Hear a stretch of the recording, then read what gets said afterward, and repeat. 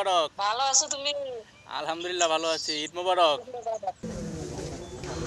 মায়ের সাথে সন্তানের ঈদের আনন্দ ভাগাভাগি না করতে পারা এবং বাবার সাথে শিশু সন্তানদের ঈদের আনন্দ ভাগাভাগি করার যে আকাঙ্ক্ষা, তার এমন চিত্র ফেনীর সীমান্তরক্ষী বাহিনীদের পরতে পরতে। যখন দেশের কোটি মানুষের পরিবারের সাথে ঈদের আনন্দ ভাগাভাগি করছে সবাই, ঠিক তখনই কিছু মুখ আজও প্রিয়জনের স্পর্শ থেকে দূরে, কারণ তারা পাহারা দিচ্ছে আমাদের স্বাধীনতা, আমাদের নিরাপত্তা।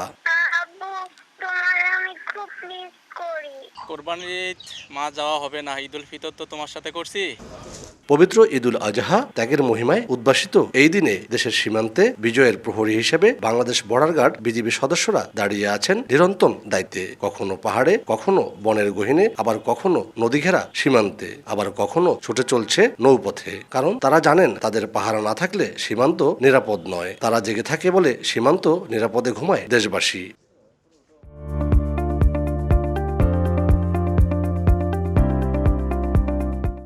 আপ্রাণ চেষ্টা করতেছি যে আমাদের দায়িত্বটা যেন আমরা সঠিকভাবে পালন করতে পারি। ঈদের সময় ছুটি যেতে পারি নাই সরকারি কাজে সীমান্তে নিয়োজিত থাকার কারণে, এই জন্যই বাচ্চারা একটু মন খারাপ করছে আর কি।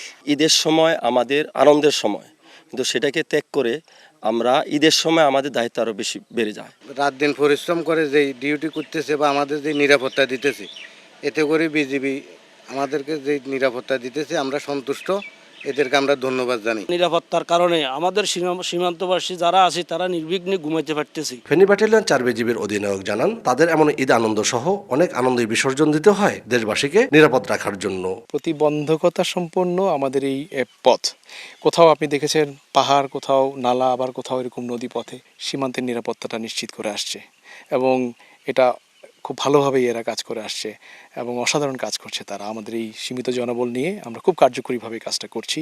প্রতিটা সদস্য এর জন্য নিজেদেরকে খুবই গর্ববোধ করে এবং তারা সদা সচেষ্ট যেন নিশ্চিত নিরাপত্তাটা নিশ্চিত করা যায়, দেশের মানুষ যেন নিরাপদে থাকে। 8 কিলোমিটার নদীপথ সহ ফেনীর ভারতীয় সীমান্তের 102 কিলোমিটারে 17টি বিজিবি ক্যাম্প রয়েছে। গত এক বছরে ভারতীয় কাপড়, মাদক, গরু কসমেটিক্স, মোবাইল ডিসপ্লে সহ 76,20,570 টাকার চোরাই পণ্য উদ্ধার এবং 17 জনকে আটক করেছে বলে জানিয়েছে ফেনীর ব্যাটালিয়ন 4 বিজিবি। দেশের স্বার্থে আমরা সকলেই এই দায়িত্বটা অত্যন্ত নিষ্ঠার সাথে পালন করছি, কেননা আমাদের এই ত্যাগ দেশের মানুষকে নিশ্চিন্তে ঘুমাতে সাহায্য করে। এবার পূর্ব থেকেই আমরা অত্যন্ত সচেতন অবস্থায় আছি। আমাদের এই বেল্টে চিটাগংয়ের বারোয়ারহাট থেকে শুরু করে ফুলগাজী শেষ পর্যন্ত প্রায় 125 কিলোমিটার মতো বর্ডার আছে। আগে থেকেই সতর্ক থাকতে পারি এবং তাদেরকে প্রতিরোধ করতে পারি এবং আমাদের দেশের চামড়া যেন দেশেই থাকে, এটা যেন অবৈধভাবে পাচার না হয়। এবং এরই ফলশ্রুতিতে আমি আজকে একটা সংবাদ দেখেছিলাম যে প্রচুর চামড়া এই বর্ডার এলাকার হাটে আছে, ক্রেতা নাই। তো আমরা এগুলিতে নজরদারিতে রাখছি যেন এই সুযোগে আবার এগুলি পাচার না হয়ে যায়। শুধু ফেনী সীমান্তের বিজেপি সদস্যরাই নয়, বাংলাদেশের বিভিন্ন সীমান্তে যারা সীমান্তের অতন্দ্রী প্রহরী হিসেবে কাজ করছে, তারা শুধু বাংলাদেশের এই বিভিন্ন ঈদসহ মুসলিম জাতির বিভিন্ন পূজা পার্বণ বা বিভিন্ন আচার অনুষ্ঠানে তাদের আনন্দকে এভাবেই জলাঞ্জলি দিয়ে দেশ এবং জাতির স্বার্থে নিরলসভাবে কাজ করে যাচ্ছে। তাদের সুফল পাচ্ছে পুরো দেশবাসী। তাদের এই ধারাবাহিকতা অব্যাহত থাকবে এমনটাই প্রত্যাশা। আতিয়া সজল, সময় সংবাদ, ফেনী।